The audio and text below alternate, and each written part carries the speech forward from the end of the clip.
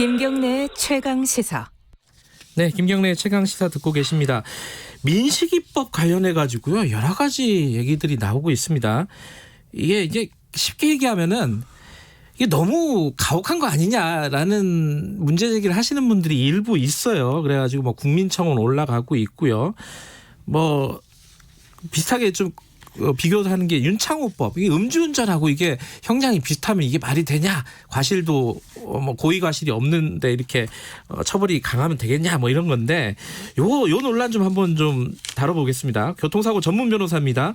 정경일 변호사님 스튜디오에 모셨습니다. 안녕하세요. 네, 안녕하십니까. 예, 민식이법 이제 시행이 됐잖아요. 예, 그렇죠? 시행된 지 한 달 넘어 2달 다 돼가죠. 예, 뭐 구체적으로 이제 다 많이들 아시겠지만은 정확하게 뭐가 달라진 겁니까? 형량이나 이런 걸로 보면? 이미 도로교통법 같은 경우에는 그 어린이 보호구역 내 안전시설을 강화하도록 예전에는 의무화가 아니었는데 의무화되도록 개정이 되었고요. 도로교통법 네. 개정이 있었고 이 부분에 대해서는 큰 논란은 없습니다. 문제는 그렇죠? 예. 운전자에게 처벌을 가중하는 특가법 가중, 그러니까 예전에는 뭐 어린이든 어른이든 뭐 부상이든 사망이든 일률적으로 5년 이하의 금고 2천만 원의 벌금형이 처하던 것을 이제 부상과 사망을 나눠서 부상의 경우에도 가중처벌했고 사망의 경우도 가중처벌했는데 부상은 500만 원 3천만 원까지 1년에서 15년 징역형까지 가중처벌했고 사망의 경우에 무기징역 또는 3년 이상의 징역형으로 벌금형은 없도록 운전자에게 대폭 가중처벌되도록 개정된 건 맞습니다. 그러니까 하한선을 뒀군요. 사망의 경우에는 네, 어린이가 맞습니다. 스쿨존에서 교통사고로 사망했을 경우에는 3년 이하로 내리면 안 된다. 그죠? 그렇죠. 예, 벌금도 안 된다. 예, 벌금도 안 된다. 예. 무기징역까지 할 수 있다. 네. 그리고 부상의 경우도 1년 이하는 안 된다. 1년 이상이다 이것도. 네. 이것도 벌금이 안 되나요? 아, 벌금 됩니다. 요거는 되고요. 500만 원, 그러니까 하한이 500만 원입니다. 예, 이것도 벌금에 하한을 뒀고요. 네. 자, 이제 여기서 어떤 문제 제기를 하는 사람들이 있는 겁니다. 이게 윤창호법이랑 형량이 비슷하다. 이제 음주운전 한 사람이랑. 네. 아니 어떻게 그게 같을 수가 있느냐. 이게 그런 거잖아요. 본인은 예. 최대한 조심했다. 예컨대 맞습니다. 예. 뭐 시속 30km 이하로 달리고 그렇죠. 천천히 가는데 애가 갑자기 튀어나왔다. 그래갖고 어쩔 수 없이 사고가 났는데 예. 고의가 아닌데 이렇게 가혹하게 처벌하는 게 맞냐라는 게 문제 제기예요. 네.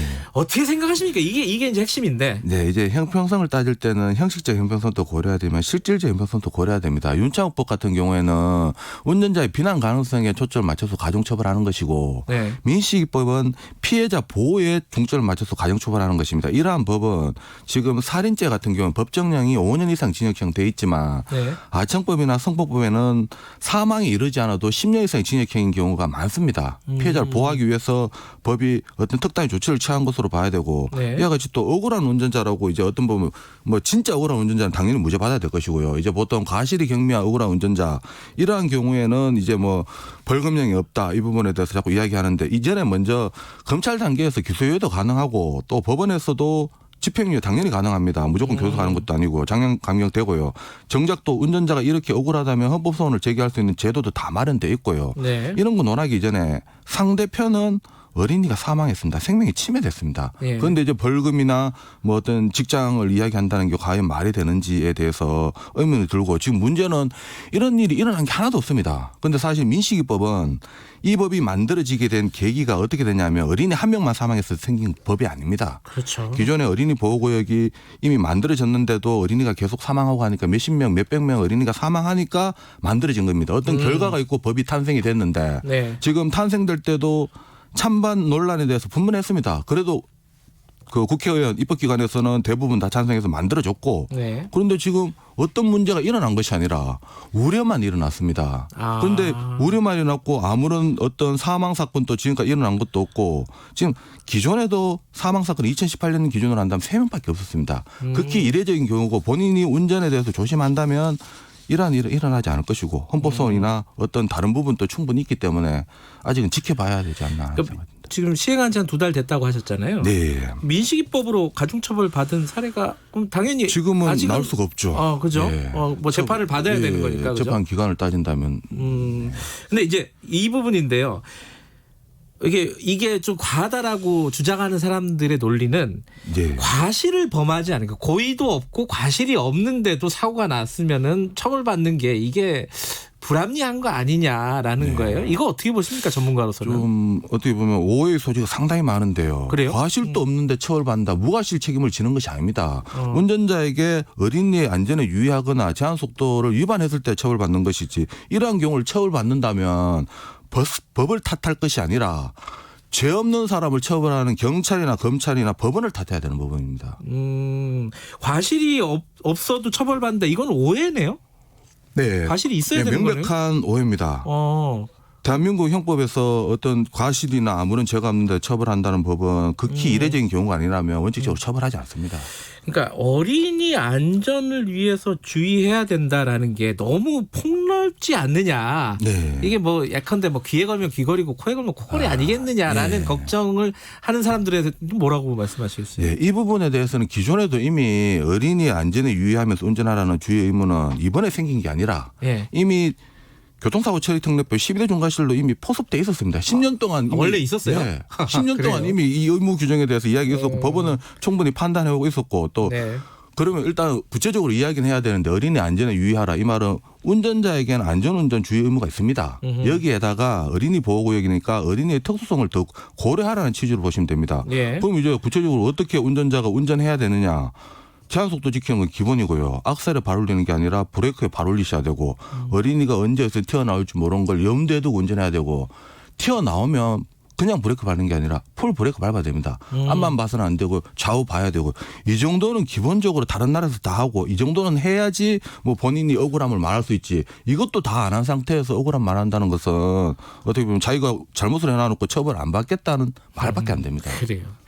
그래서 이제 민식이법이 계기가 된 사건이잖아요. 이게 네. 민식이라는 아동이 예. 사망한 사건인데 이 가해 운전자가 실형을 선고를 받았나요, 최근에? 네, 맞습니다. 근데 거기에 대해서도 말을 네. 하는 사람들이 있더라고요. 이거 실형을 원래 안 받을 건데 이게 사회 여론이 이렇게 돼갖고 억울하게 실형 받았다. 이게 예. 어떻게 보십니까, 변호사로서는? 이 부분에 대해서는 원래 실형 받을 거 실형 받은 것이고요. 그래요? 또 지금 네. 뭐 가해 운전자분에게 죄송하지만 운전자의 과실을 구체적으로 따진다면 기본적으로 보험사에서도 신호등 없는 횡단보도에서 보행자의 기본 과실을 무과실로 봅니다. 아하. 그리고 또 빠른 걸음을 걷거나 뭐 주의를 잘 살피지 않으면 기본 과실 10% 주고요. 이번 사건 같은 경우에도 운전자의 과실이 80%에서 플러스 마이너스 10% 정도로 보입니다.